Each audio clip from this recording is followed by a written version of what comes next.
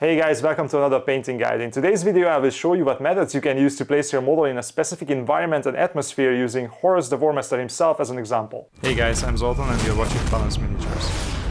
When you paint a model for your display case or maybe even a competition, you probably want to make it as cool and atmospheric as possible. If the model is a Primarch and none other than the Warmaster himself, a simple paint job just won't do, and you need to use all the tricks in your arsenal to make him special. And one of the ways you can really elevate your figure is to create a specific atmosphere and environment around them and make sure that every element fits into it. The model should not be a separate entity standing on a random base, but an integral part of the scene. So in this video I will demonstrate all the methods in my arsenal and how I use them on Horus Ascended, one of the Primarch models from Games Workshop. If you look at him charging through the battlefield, you will probably notice the magenta glow emanating from the base and his gorget. It's fairly obvious. But what might not be so obvious is how the same light is present on almost every single element on the model, from the red cape through the green armor, all the way to the gold and steel metallics, and how this makes the whole project look more cohesive and interesting to look at. Now I have painted environmental effects on my minis before and not just on display quality models. You can use this trick on your parade ready models as well, with a hint of reddish tint coming from a red desert environment or a bluish green shadow color everywhere for achieving a sinister mood, or to represent the evil green glow of warpstone. But this is my biggest attempt so far, and the one where I use all the various ways I know to achieve this effect, so let's see how I did it and what was the thinking process behind it, so you can use this method on your own project as well. In this video I will focus on how I achieved the atmospheric look, but if you're interested in how I painted every element of the model, there are several PDF guides on my Patreon explaining the whole process, including all the paints used as well. And by the time you are watching this, I might have uploaded some time-lapse videos as well, with a lot more painting footage. So check out my Patreon, it's worth it. And by the way, the channel has just passed 20,000 subscribers, thank you so much for that. But 75% of you watching are still not subscribed, so if you like my content, I would really appreciate it if you click that very attractive looking little button under the video. Alright, that's enough introduction, let's get started. And first of all, before you even start painting the model, if you actually want to place it into an environment, step 1 is to know what that environment is, what it looks like, and what colors you need to represent it. For example, here's a model I recently painted, and you will soon see this one in a future video, but as you can probably tell, she is standing on a rock at the edge of the sea, which is quite fitting considering that she is a pirate. And while it might not be obvious, but the greenish blue of the sea is reflecting on every part of the figure, which tells your brain that what you are seeing is a place close to the sea. At least that's what I was going for. With Horus, my first consideration was that I wanted to paint something that would represent evil and chaos, considering who we are trying to depict here and the fact that he's literally striding over a mound of corpses. I also knew that I wanted to paint a nice red cloak and a dark greenish armor, so the question was what tones would go well with something that is mainly green from the front and red from the back. Plus, I also knew that it would have a lot of gold decoration, so it wouldn't hurt if that main tone would play nicely with that. All the steel bits like the mace and the claw are not really a major issue, since those would work with basically any color, since you can make steel-like metals with any secondary light colors. So the bottom line is that I needed something that would work well with green, red and gold, but also something that would represent evil and chaos. Horus is usually depicted with an evil red tone representing the influence of chaos over him, but that would not work great with the cape, so I chose purple instead.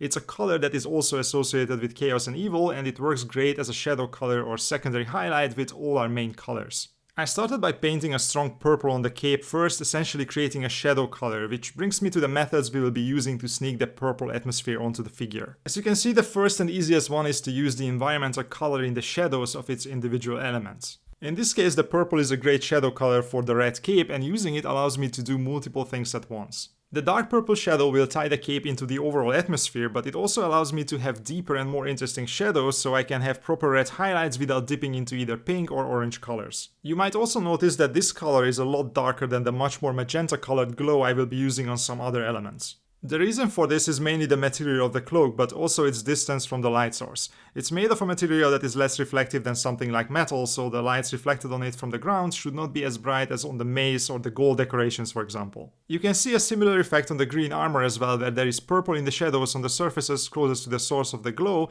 for example on the left leg that is mostly in shadow, but overall it's much darker than on the metal elements on the same leg. The cape is also in the back, quite far away from the glow coming from the mound of corpses, so there are no true secondary highlights on it. The purple is only present in the shadows. Okay, so painting shadows in a variation of the environmental color is one of the easiest ways to sneak atmosphere onto the model.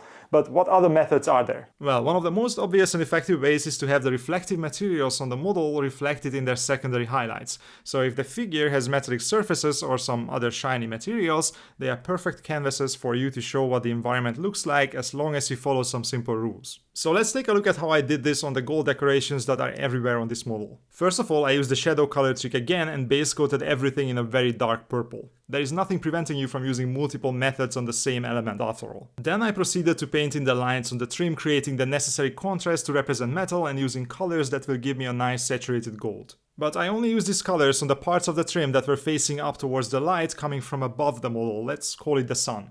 But on the surfaces and edges pointing towards the ground where the glow is coming from, I use completely different colors, purples, magentas and pinks. These are the parts that are being lit by the chaos glow, which is overpowering the light coming from above, but also the natural shadows that would normally dominate these downward facing parts of the model. And there are a couple of rules I was trying to observe while painting these. First of all, I was trying to make the purple light more intense and bright the closer it was to the ground, which is the source of the light. If you look at the inside of the right leg, you see a lot of magentas and even pinks, but if you look at the chest armor, you might even miss that all the elements have hints of magenta and purple on their downward facing edges and surfaces, so the glow is there but darker. On the shoulder guards there is only a hint of dark magenta since those are far away from the ground and mostly pointing up. Another rule is that the reflected light should be slightly less bright than its source. As you will see later, the ground will have some intense fluorescent glow to make sure this happens. But the purple highlights should also be noticeably less bright than the main highlights on the gold. At their highest points, those are pure white, while the secondary purple highlights stop at pink. Finally, it's also important to maintain a dark separation area between the two sets of highlights, as you can see for example on the inside of the right leg.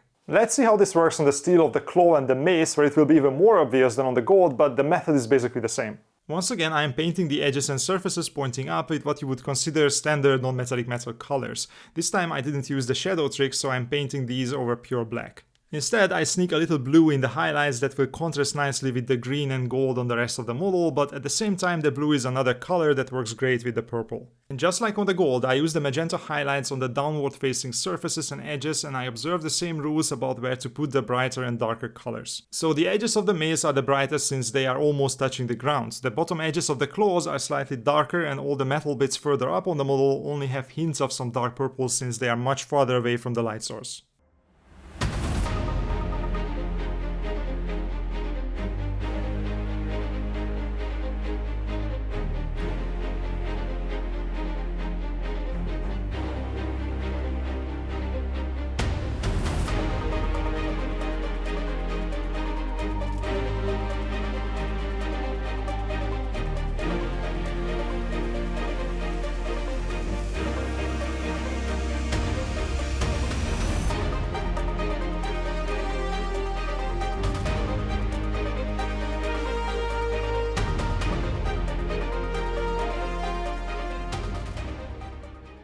Alright, so creating secondary highlights with the environmental colors is probably the most difficult method, but also the most visually striking one to represent the atmosphere on the model. But there is also a third technique that is also super effective, but more subtle and much easier to apply. I'm talking about glazing. And there are two ways you can do this. You can either use the brush to apply super thin down paint on the surfaces, or you can use an airbrush to do the same, or even to spray a similar tone of ink or contrast paint. I use the brush method quite extensively on the model, basically everywhere. For example, here's me applying the magenta on the side of the head. But while painting the figure, I added a little magenta glaze almost everywhere, from the green armor to the leather bits and all the skulls hanging on his belt. If it was something close to the ground, I added a hint of purple in its shadows with a couple of rounds of glazes. In some places it's too subtle to see, especially in a picture, but it's still there and it helps connecting everything together. Another super easy and effective way to do this is to use the airbrush, and I also use this basically everywhere, like the underside of the cape, the inside of the legs, and of course also on the base. I simply loaded diluted ink into the airbrush and sprayed it from below into the shadow areas and a little bit between the shadows and the midtones.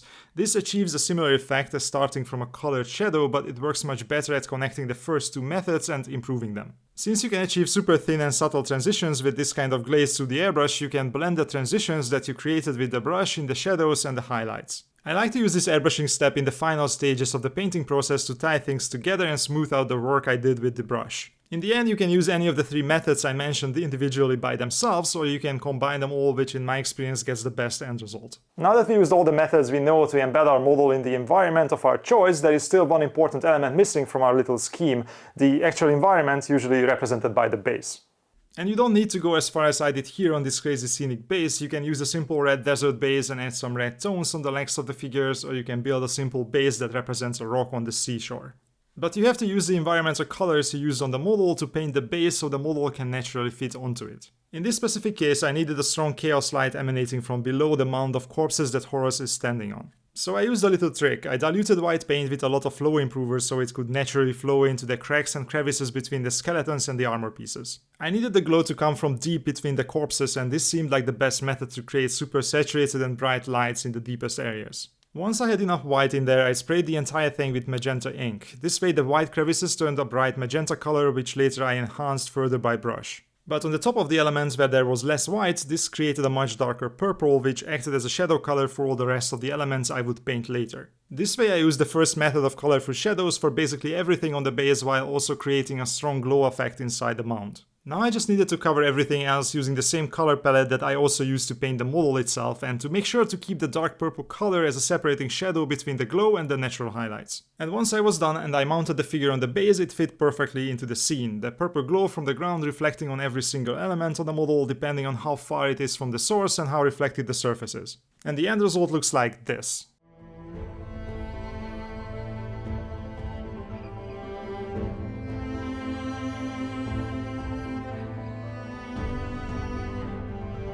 Now imagine for a second that the purple light is missing from both the ground and the model. There are no subtle colors in the shadows and no reflections on the metal surfaces, but everything else is the same. I tried to create a version in Photoshop so we can see the difference. It's not perfect, but I think it gets the point across.